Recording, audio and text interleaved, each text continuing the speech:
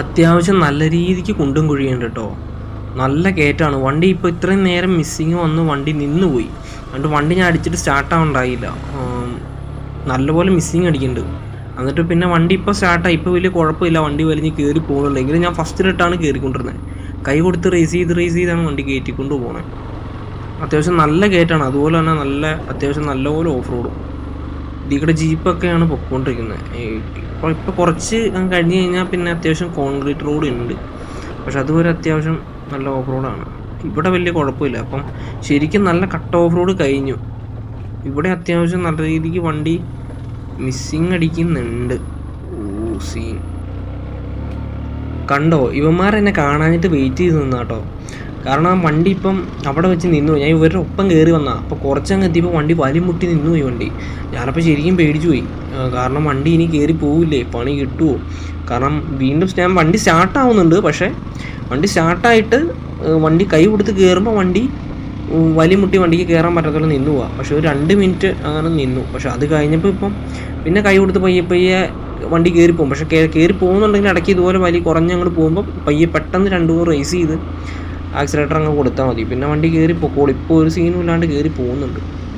ഇവിടെ പെട്ടെന്ന് വണ്ടിയുടെ ബ്രീത്തിങ്ങിൻ്റെ ഈ കാർബറേറ്ററിൻ്റെ ഇഷ്യൂ ആണ്. പിന്നെ വണ്ടിക്ക് അങ്ങനെ വലിയ റെസ്റ്റ് നമ്മൾ കൊടുക്കുന്നില്ല. ആകപ്പാടെ ചിലന്തിയാർ കാണാൻ വേണ്ടി ഒരു 5-10 മിനിറ്റ് അവിടെ നിന്ന് അത്രയും ടൈം റെസ്റ്റാണ് വണ്ടിക്ക് കിട്ടിയിട്ടുള്ളൂ. കണ്ടിന്യൂസ് ആയിട്ട് വണ്ടി ഇങ്ങനെ ഓടിക്കൊണ്ടിരിക്കുകയാണ്.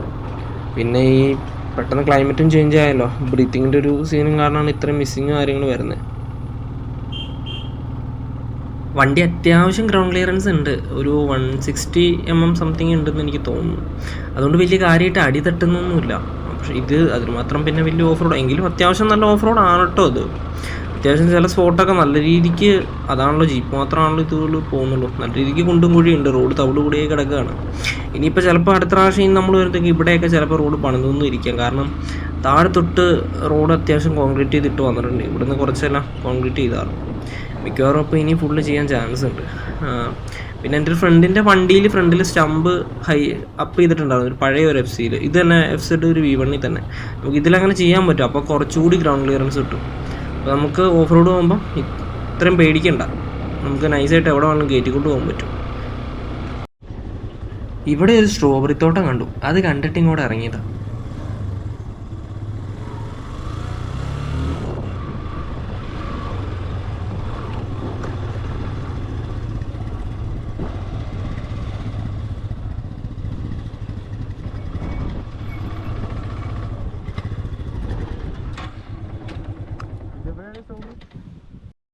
ഇതാണ് സ്ട്രോബെറി തോട്ടം. ഇത് ശരിക്കും ഇലകളും ഇത് ചെറിയ കായായിട്ട് വളർന്ന് വരുന്നതേ ഉള്ളൂ കേട്ടോ. ഇപ്പം ശരിക്കും പിഞ്ചാണ്. ഇത് ശരിക്കും വളർന്ന് വന്നുള്ളൂ. ഇലയാണെങ്കിലും ഒട്ടായിട്ട് വരുന്നതേ ഉള്ളൂ. കാണാൻ നല്ല രസമുണ്ട്. 2 പറിച്ചു. നല്ല ടേസ്റ്റാണ്, ഞാൻ കഴിച്ചു. ഈ തോട്ടം കാണാൻ നല്ല രസമുണ്ട് കേട്ടോ. പ്രത്യേകിച്ച് അകലേന്ന് കാണാൻ നല്ല ഭംഗിയാണ്. അകലേന്ന് നമ്മളങ്ങനെ തിരിച്ചു പോവുക. അങ്ങനെ സ്ട്രോബെറിയൊക്കെ പറിച്ചു കഴിച്ചു. പിന്നെ ഇവിടെ സ്ട്രോബെറിയുടെ മറ്റേ ജാമ് കാര്യങ്ങൾ അങ്ങനെ കുറേ ഐറ്റംസ് ഉണ്ടായിരുന്നു. അതൊന്നും മേടിച്ചില്ല. എനിക്ക് ഞാൻ കഴിച്ചു നോക്കി. കുറച്ച് ടേസ്റ്റ് ചെയ്യാൻ തന്നാൽ മതി. എനിക്ക് അത്ര ഇഷ്ടപ്പെടില്ല. നല്ലതാണ്, എല്ലാവർക്കും ഇഷ്ടപ്പെടില്ല എന്നല്ല, ചിലർക്ക് ഓരോരുത്തർക്കും ഓരോ ഇഷ്ടമാണല്ലോ. എനിക്ക് പേഴ്സണലി ഇഷ്ടപ്പെട്ടില്ല. അവന്മാർ മേടിച്ചിട്ടുണ്ട് ഓർമ്മ. ഈ മല, ഇവിടുത്തെ ഒരു വ്യൂ രക്ഷയില്ല കേട്ടോ. എന്നാ ഭംഗിയാണ് മലയെ കാണാൻ. നോക്കി, ഇതെന്താണ്, വീടാണോ അതോ റിസോർട്ട് പണിയുന്നതാണോ? പണിതുകൊണ്ടിരിക്കുന്നേ ഉള്ളൂ കേട്ടോ. ഇവിടെ കുറേ സ്ഥലങ്ങളിലൊക്കെ പുതിയ വീടുകളോ ഇതുപോലെ റിസോർട്ടുകളൊക്കെ വരുന്നുണ്ട് കേട്ടോ. റോഡ് ഭയങ്കര മോശമാണ്. റോഡിന് പറയാൻ പറ്റില്ല. ഇതെല്ലാം പൊളിഞ്ഞ് തവിട്ട് പൊടിയായി കിടക്കുക. ഇതൊക്കെ എന്നാണോ ഇനി മിക്കവാറും ഉടനെ ഇത് കൺസ്ട്രക്ഷൻ ഒക്കെ ഉണ്ടാവും. കാരണം മറ്റേ കുറച്ച് റൂട്ടുകളിലൊക്കെ കുറേ അവിടെ ഇവിടെയൊക്കെ കുറേ മിറ്റിലും മണലൊക്കെ ഇറക്കിയിട്ടുണ്ടാകും.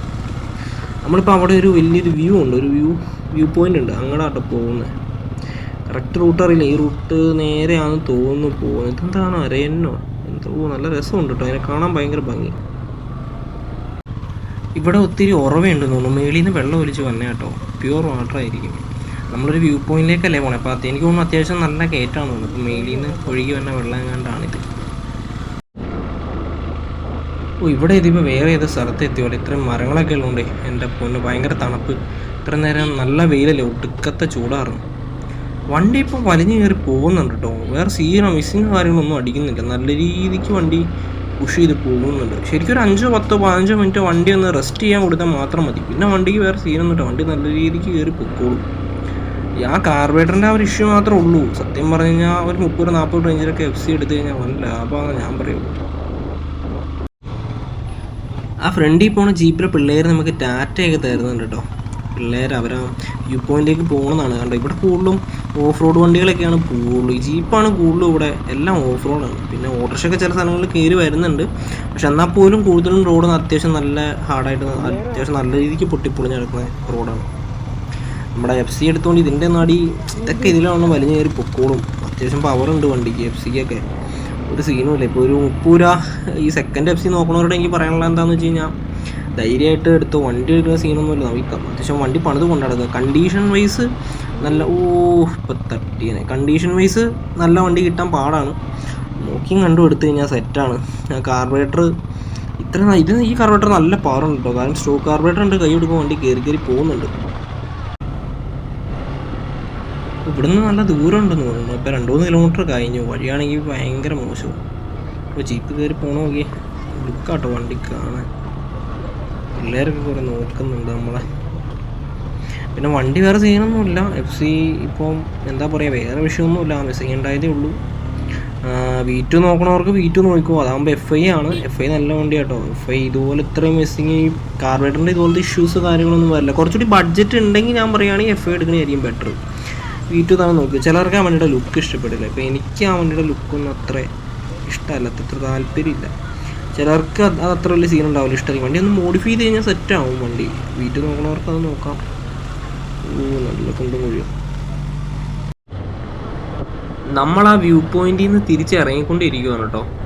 അവിടെ അത്ര വലിയ സെറ്റപ്പ് ഇല്ല, എനിക്ക് അത്ര വലിയ ഭംഗിയായിട്ട് തോന്നിയില്ല. കാരണം ഒടുക്കത്തെ വെയിലും അല്ലായിരുന്നു. അതുകൊണ്ട് പിന്നെ ഞാനത് ഷൂട്ട് ചെയ്യാൻ നിന്നില്ല.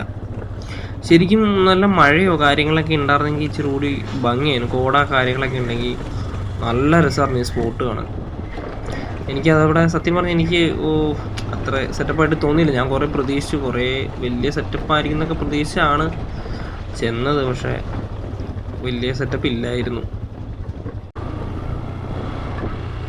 ഞാൻ ഈ വണ്ടി എടുത്തിട്ട് ആദ്യമായിട്ടാട്ടോ ഇത്രയും ദൂരം വരുന്ന ആദ്യമായിട്ടാണ്. എന്താണെങ്കിലും നമുക്ക് വണ്ടിയുടെ ഒരു പെർഫോമൻസ് കാര്യങ്ങളൊക്കെ ഒന്ന് ചെക്ക് ചെയ്യാൻ പറ്റും. പിന്നെ അതുപോലെ തന്നെ അത്യാവശ്യം മനോഹരമായ കുറേ കാഴ്ചകൾ വന്ന വഴി കാണാൻ പറ്റും. അതൊരു ഇത്രയും വെയിലുണ്ടായിട്ട് പോലും വന്ന വഴികൾ കൂട്ടി രക്ഷയില്ലാത്ത എക്സ്പീരിയൻസ് ആണ്. ചില സ്പോട്ടുകൾ നമുക്ക് ഇഷ്ടപ്പെടുന്നില്ല എന്നുള്ളൂ. പക്ഷേ ചില സ്ഥലങ്ങൾ ഒരു രക്ഷയില്ല, അമ്മാതിരി ഭംഗിയാണ് ഇത്രയും വെയിലുണ്ടായിട്ട് പോലും. അപ്പോൾ ശരിക്കും ചെറിയ മഴയും കോടയൊക്കെ ഉള്ള ടൈമിൽ വന്നാലുണ്ടല്ലോ അമ്മാതിരി ഭംഗിയാണ് ഈ സ്പോട്ട്. അയ്യോ, ആ ചേട്ടന്മാരുടെ ചവിട്ടി അതുപോലെ കട്ടറും. റോഡ് ഭയങ്കര മോശമാട്ടോ. ശരിക്കും വട്ടവട റോഡേ ഇല്ല, എല്ലായിടത്തും കണക്കാണ്. നമ്മൾ ഈ വട്ടവട കയറി കഴിഞ്ഞാൽ ആ പാത കഴിഞ്ഞ് കഴിഞ്ഞാൽ പിന്നെ റോഡില്ല, ഫുള്ള് തവിട്ട് പൊടിയാണ്. അതുകൊണ്ടാണ് ഈ ഓഫ് റോഡേഴ്സൊക്കെ ജീവിക്കുന്നത്, അവർക്കും ഒരു വരുമാന മാർഗം. നമ്മളങ്ങനെ ഏകദേശം എത്താറായി. ഈ ലെഫ്റ്റ് സൈഡിൽ എന്താ വ്യൂ നോക്കിയോ, രക്ഷയില്ല. ഉള്ള എന്തോരം മലകളാണ് കാണുന്നത്. ഈ താഴത്തേക്ക് കാണുന്ന കുന്നിൻ്റെ ചെരുവിലെല്ലാം ഈ സ്ട്രോബെറി തോട്ടങ്ങൾ കാര്യങ്ങളൊക്കെ കേട്ടോ. ഈ കാണുന്ന റൈറ്റ് സൈഡിൽ കാണുന്ന ഇതൊക്കെ സ്ട്രോബെറി തോട്ടമാണ്. ഇതൊക്കെ ഓരോ ആൾക്കാരുടെയാണ്. പക്ഷേ അടുത്തടുത്തായിട്ടില്ല. ഇപ്പോൾ ഇവിടെയാണെങ്കിൽ പിന്നെ കുറച്ച് ഗ്യാപ്പാണ്, പിന്നെ ഫോറസ്റ്റ് പോലെ ഇങ്ങനെ ഏരിയ. അത് കഴിഞ്ഞിട്ട് വീണ്ടും അടുത്ത ആൾക്കാരുടെ കണ്ടോ. ഇടയ്ക്കിടയ്ക്ക് ഇങ്ങനെ വീടുകളും കാര്യങ്ങളൊക്കെയാണ്, ചെറിയ ചെറിയ വീടുകളാണ്. ഒരു എന്താ പറയുക, ഒരു വന്ന് കണ്ടോ ജീപ്പൊക്കെ പോകുന്നുണ്ട്. ജീപ്പ് ഇവിടെ ഒത്തിരി ഇഷ്ടം പോലെ ഓഫ് റോഡേഴ്സ് ഉണ്ട്, ഒത്തിരി വണ്ടികളുണ്ട്. അത് നല്ലപോലെ അത്യാവശ്യം നല്ല രീതിയിൽ മോഡിഫൈ ചെയ്ത വണ്ടികളുണ്ട് കേട്ടോ. നമ്മളാ താഴത്തുനിന്ന് കയറി വന്നപ്പോൾ കണ്ടായിരുന്നു, അത്യാവശ്യം നല്ലപോലെ മോഡിഫൈ ചെയ്ത കുറച്ച് വണ്ടികൾ കണ്ടായിരുന്നു. ഇവിടെയൊക്കെ എനിക്ക് തോന്നുന്നത് ഇതൊക്കെ വേറെ എന്തോ ചെടികളൊക്കെ നട്ടിട്ടുണ്ട്. ഞാൻ ഇത്രയും നേരം ന്യൂട്രലാട്ടോ വന്നുകൊണ്ടിരുന്നത്, നല്ല ഇറക്കാറുണ്ട്. പിന്നെ പെട്രോൾ ലാഭിക്കാമെന്ന് കരുതി അത്യാവശ്യം നല്ല രീതിക്ക് ഇറക്കാറുണ്ട്. ഇനി ഇവിടെ മൊത്തം മലനിരകളാണല്ലോ. അയ്യോ, രക്ഷയില്ല. ഒരു വ്യൂ ആട്ടോ ഇവിടെ. ഈ വട്ടവടയ്ക്ക് വന്നത് എന്താണെന്ന് വെച്ച് കഴിഞ്ഞാൽ ഫുൾ വ്യൂ ആണ്. നമുക്ക് സ്ഥലങ്ങളിങ്ങനെ ഒത്തിരി കാണാം, വെറൈറ്റി സ്ഥലങ്ങൾ ഇങ്ങനെ കാണാം. അമ്മാതിരി ഭംഗിയാണ്. അതാണ് നമുക്ക് ഏറ്റവും സീൻ. ഈ വണ്ടിയൊക്കെ അങ്ങോട്ട് കയറി പോകേണ്ട ആൾക്കാരെ കൊണ്ട് പോകണം കേട്ടോ. ഈ റൂട്ടും വരാം, നമ്മൾ വന്ന വേറെ റൂട്ടാണ്. ശരിക്കും ഈ റൂട്ട് ആൾക്കാർ കയറി പോകണം കണ്ടോ. കുറച്ച് പേര് ഈ റൂട്ടാട്ടോ കയറി പോകണേ. ഒത്തിരി വണ്ടികൾ വരുന്നുണ്ട് കണ്ടോ. പക്ഷെ നമ്മൾ ഈ റൂട്ടല്ല, നമ്മൾ വേറെ ഏതൊക്കെയോ റൂട്ട് കറങ്ങിയൊക്കെ വന്നത്.